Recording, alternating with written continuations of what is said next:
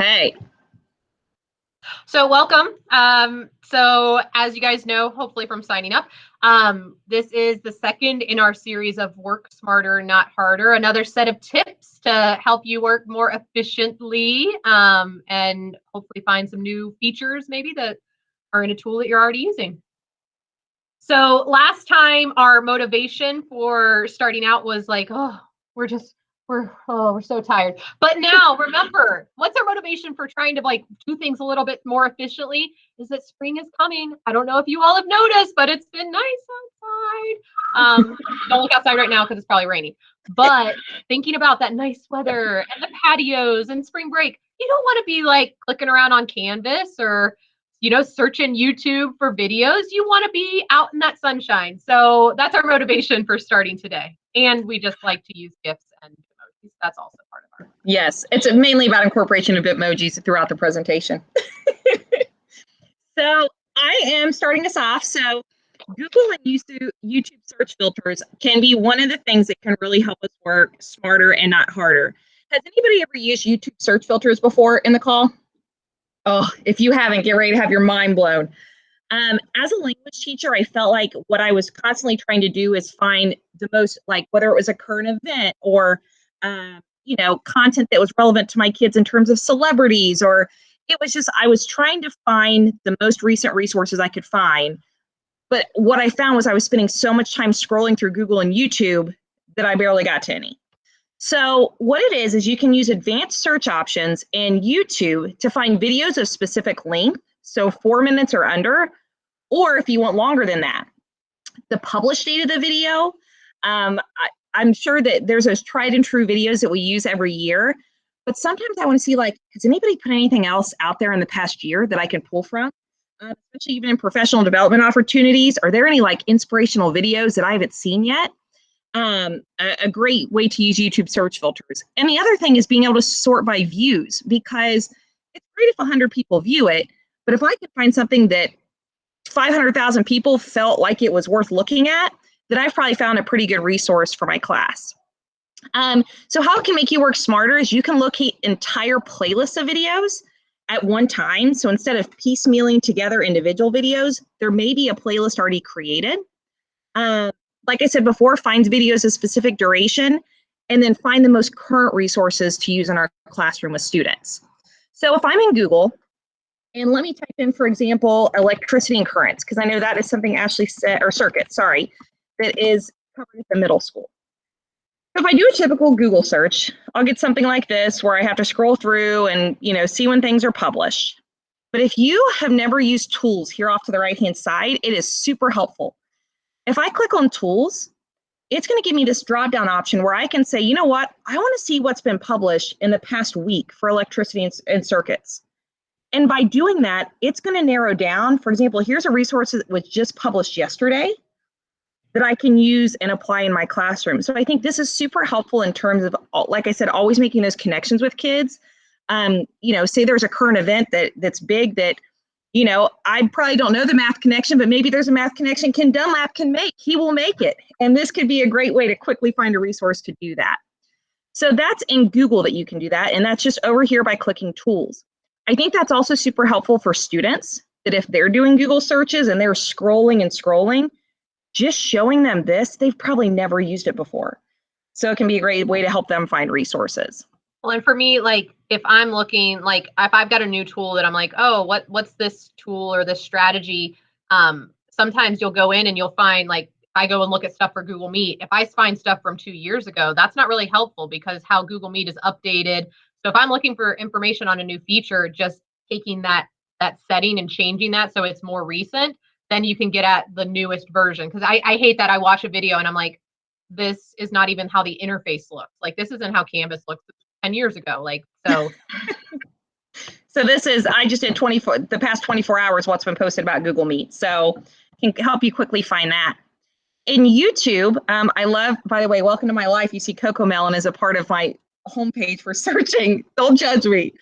So if I do westward expansion, because that's another topic that is being discussed at the middle school, this is going to bring up all these videos on westward expansion. But if you look at them, they're really not in any specific order. And that drives me crazy. I need a specific order for things. So what I can do is go up here to filter. This was a game changer for me in the classroom and now. And I can say, what's been posted this month? I just want to see if there's anything new that's been posted this month. And those are the only results that you will get. The other thing, Ashley, give me a topic that potentially, because I feel like math is always the hardest. Give me a math topic that is covered. Unit rate. Unit rate. Man, that sounds riveting. Okay, let's see, unit rate. So if I go to filter, like, again, I'm getting a big, long list of math videos here. But what we could look for is maybe there's a whole playlist of unit rate videos. So if I go to, sorry, I'm going to type it in again. I hope there's a whole playlist on unit rate. Can you imagine? Get rid of Cocomel and Beckham is watching unit rate videos from here on out. So if I click playlist, let's see, look at this. There are already full playlists created. This one has 16 videos in it. So Ken isn't wasting his time going through and saying, like, what unit rate videos are out there on YouTube? Somebody's already created an entire playlist that he can look through and say, oh, I don't have that video. Maybe I'd like to use that. So when you're in YouTube, from here on out, don't just search. Make sure to go to these filters and apply those filters to narrow down your results and, again, help you work smarter and not harder. Well, and that sort by column is really important too, that you can use the view count. So you're not getting like a random assortment. It's going to rate it by what videos are watched the most. Yes, absolutely. So that's the first way. So hopefully that's a helpful tool. The next is a really interesting, I guess, a lesson tool that is very new to me called Harvard's Project Zero. So essentially what it is the Harvard Graduate School of Education put together conversation starters, things you use throughout lessons that aren't content specific, that aren't standard specific, that just give you the tools you can do to dig deeper into ideas, to push students thinking in different places. That I feel like at this time of year, I don't know if anybody feels the way that I do, but when you're putting together lessons, you're like, have I done that yet? Are the kids tired of it? I'm really trying to think of a way to spruce this up and mix it up a little bit. Project Zero has done a lot of that work for you. So again, it allows you to mix up those lessons and it gives you some pre-built strategies. So if I go and I link the website into the presentation here, if I go to the website, I get the thinking routine toolbox. It gives you all these different ways, all these different thinking types you might be wanting to use in your classroom. So, and if you scroll down, I mean, think about all these things. I feel like think, pair, share was what my methods teacher always used in college. And I was like, if I hear think, pair, share one more time, I'm just going to kill over. Give me something different. So these are all, I mean, look at all these ways to incorporate discussions and deeper throughout lessons. It's unbelievable. So if I click on this, for example, step in, step out, step back, what it's going to do is it's going to take me here where I can click on it and actually view what that is. And it gives you like overall like a glimpse in terms of what that thinking strategy is, the purpose behind it, how you can apply it, how to put it into action. And this is one out of that entire page. But I feel like even if you don't read the rest of this up here at the top can be like, oh, you know what? I could try that in my classroom. So I pulled up yeah, go ahead. Sorry, I was gonna say there's a lot of inspiration for just like, even if you're not gonna use the whole routine of just like questions that you can sprinkle in for, and the nice thing is it's not content based. It's not only math can use this or only social studies can use this. There's a lot that just applies to any area. So this is, I think, for example, like we have the 4 corners activities, and we always think about how to do 4 corners differently. This gives you a perfect example of how you can look at 4 corners a little bit differently in the classroom. Another one is, and I believe, so question starts. So even if you are like, I've used the same 3 question starts throughout the year, I need something else. I need something to spruce it up. Or maybe I want to do a different question start each day of the week as we're talking about this topic. They've got those already created for you. This is one I believe that Ashley loves. Go ahead and talk about this one, Ashley. Yeah, so this one, for those people, a few people did the book study with me last year on like recall and those methods. And the +1 routine is basically you have the kids do a brain dump for 2 to 3 minutes, and then they pass. I mean, it's pretty simple strategy. Pass their paper, so they're doing that recall themselves, but then they pass their paper, and that you give them 1 to 2 minutes to look over what somebody wrote, and they have to add +1. They have to add one thing to the page. So pass it, do a few rounds, and like now they have that collective knowledge. I mean, it's not only just like doing the brain dump, but also they have to evaluate what's been written here and what can I add on that's not repetition. So what's missing here? Absolutely. It's a good way to, so that's all like just little pieces to add into lessons. It's not full lessons. It's just a little piece to kind of build those thinking skills. Well, and this is one for me that was like one of the most organic and easiest ways to build it into the classroom is kind of think about what we're doing in everyday lives, log some, walk the week, go through your week, think about what we're talking about in class and how that's popped up in your everyday. So I think that these are very simple ways that we can like those times where we're like, I need to add something different. I want the kids to talk, but I don't know kind of how to prompt them to do that, or I want a different way to do it. Harvard's Project Zero has so many ideas. So that was super exciting to me to find for sure. Okay, Ashley, over to you. All right, let's keep on keeping on. Hey, I didn't get kicked out of the session this time. Great. Yay. All right. So the first tip that I'm going to go over is super quick and actually comes courtesy of Shalee. I've seen Shalee and Lisa. They told me about using this. And then I know Catherine Blankenship at the high school is also doing this. And it's just a strategy to help you save just the tiniest bit of time, but that adds up on using Canvas. So having lived in the Blackboard world, I think that there was a lot more clicks there, but Canvas is, if you're trying to get into certain things, is a little bit click heavy. For instance, if I'm going to get to my grade book, you're going to have to go into your course and then go into your grade book. And so you've got to kind of maneuver. So the idea is take some of those, not only just bookmark, like for instance, in my bookmarks up here, I definitely have the main Canvas page bookmark, but don't just bookmark those main pages. Think about using bookmarks for the individual things that you're accessing frequently. So you're going to save time navigating between, especially like Nicole, you're in 3 courses. Like that's a lot to navigate if you're going to jump between. So for me, I went ahead and made a little folder here, and I pretended I'm teaching Math 7 and algebra. But I split it up. So I just went ahead and, sorry, it's small, but on the actual presentation, you'll get to see it a little bit better. Like I went ahead and I'm going to have my week at a glance. That's a Google slide. So I even linked that, even though that's not Canvas per se.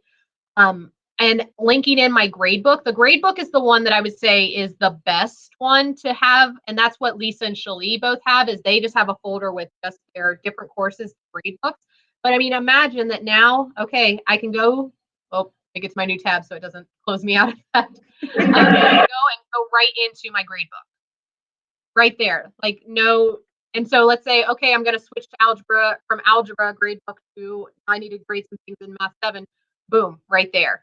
Instead of dashboard. I mean, you're saving yourself a few clicks, but hopefully you can see where that could save you a lot of time in the long run, especially as you're going through your day and switching between classes.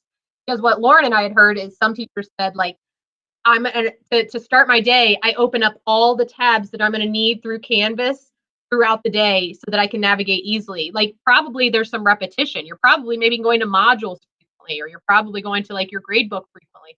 If you could have those already up, you don't have to, I mean, even if you just did your home pages, that would be an easier way to navigate straight to what you need.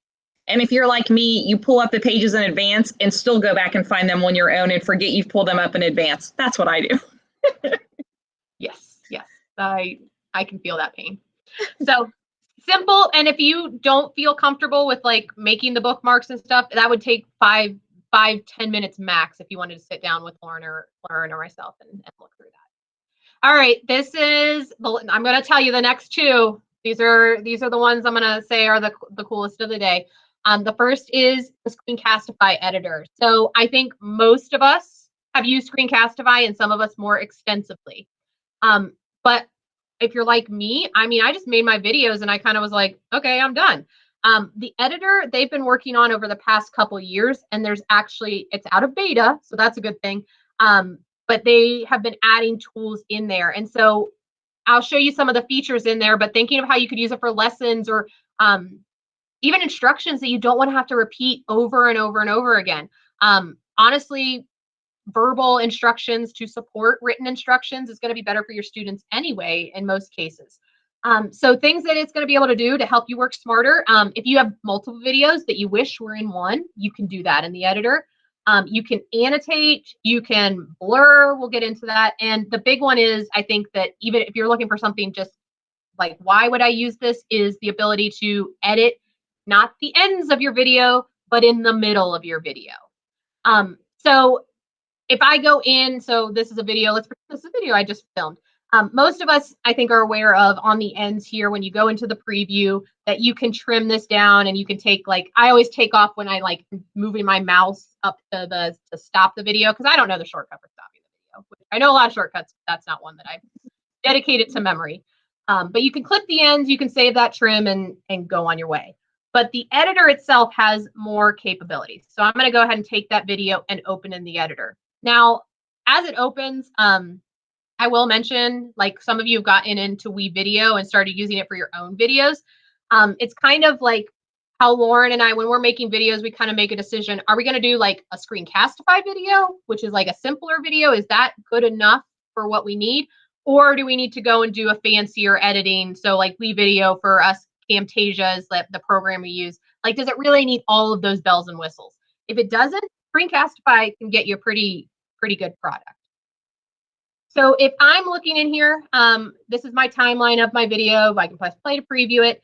I can certainly clip from the ends, just like I could from the previous view, but here's the real power. Let's say right here, I notice as I'm previewing it that I've got 5 seconds where I just forgot what I was saying. Or I said the wrong thing or whatever it may be. You can actually clip from the middle. So if I place, I'm going to place the white line as the playhead. If I place the playhead, I can use this scissors and I can slice my video.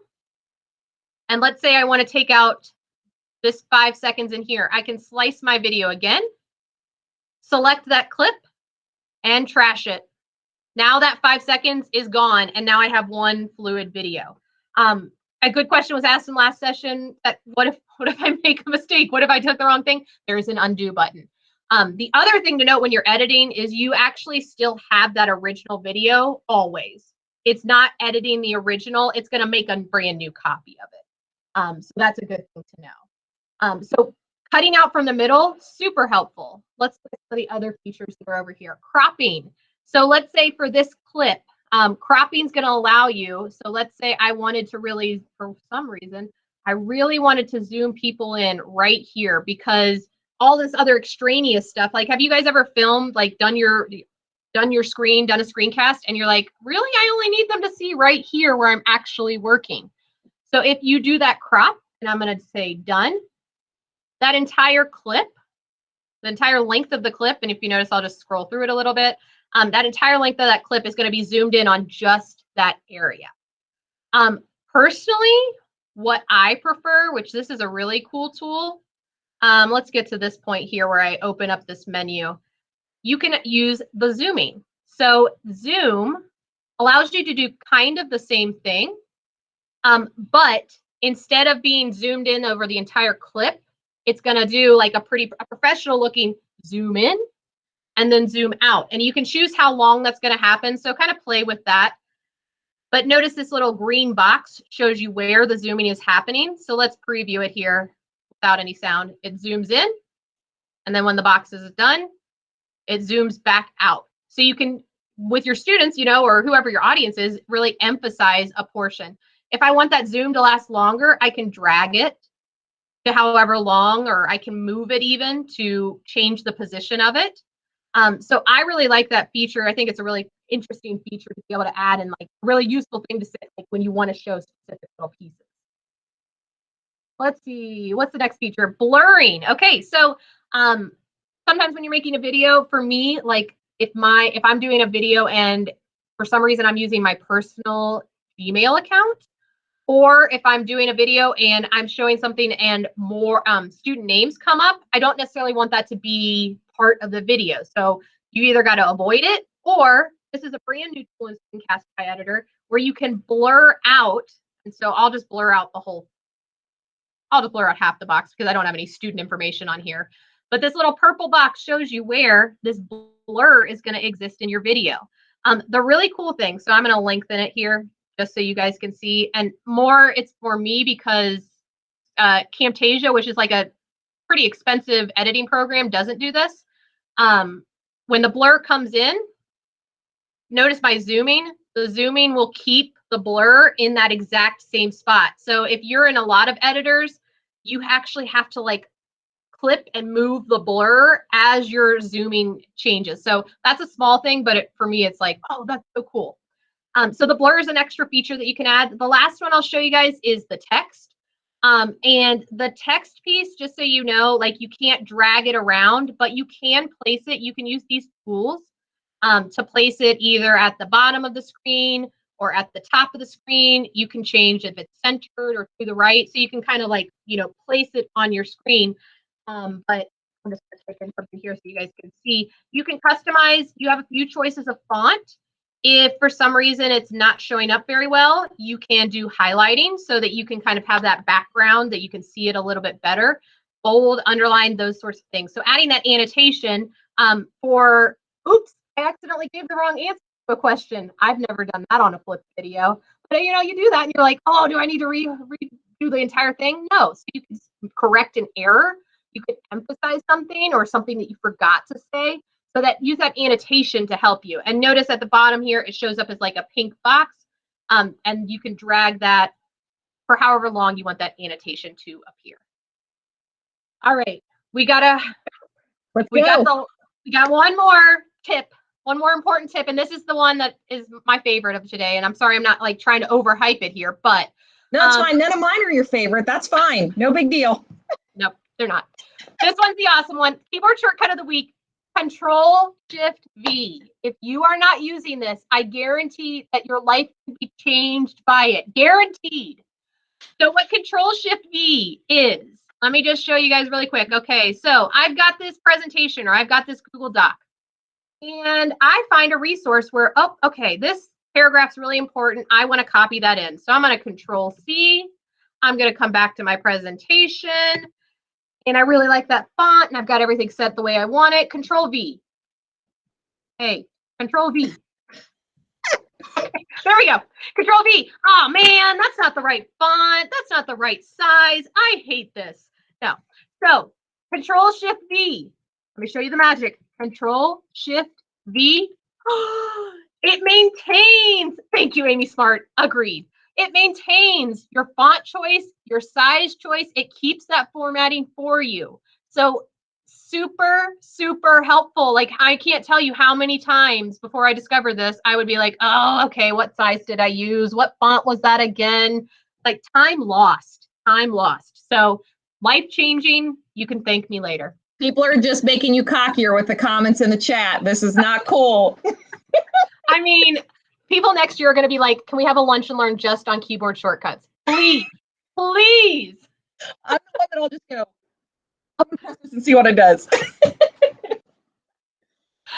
All right. So when you guys are reviewing this later, if you want to look, there's actually a tweet by Jake Miller that shows you kind of how that works again. So just so you know. We're going to end today with a staff tip and this one comes from Kelly Hardings. And hers is actually something that I did not know previously about the gradebook and Canvas. So hopefully some people can find this useful. So I'm just going to go, okay, and I'm not going to make any changes in Jess Brown's gradebook. Just to be clear, I'm not going to make any changes to her gradebook. But this is a super useful thing where I know, have you guys ever tried to like mark things late? Or mark things as excused, and you're like, okay, I got to find this kid, and then I got to go find this kid, and then I got to go find this kid. What her tip showed was when you pop out, so if you select the kid and you pop out this box, you have the ability to put in the grades, put your late, missing, excused. But if I want to go to the next kid, if I want to say I'm grading something on paper, there's no reason really to go into SpeedGrader if it's not something submitted on Canvas. You can actually scroll right through the kids. And imagine that I was actually pressing these because I don't want to have to undo. But you can scroll right through the kids here as you go along. I never had seen that. The other thing to show you is you can leave comments, and these are assignment comments, just like the comments you put in when you're in SpeedGrader. So you can live right here and just an easy way to navigate through your students. You have a student where you're like, oh, I want to look through their scores for different assignments. You can even toggle through different assignments for that student. And like, there's a comment that was left. So just an easier way to save a little bit of time and navigate in Canvas Gradebook. So I know we're at the end here. So thanks so much for coming. And hopefully Control-Shift-B will save your life. And we'll see you guys next time. Bye, everybody. Hopefully you got one tip. That's all we ask. And stop the recording. Oh yeah. Thank you.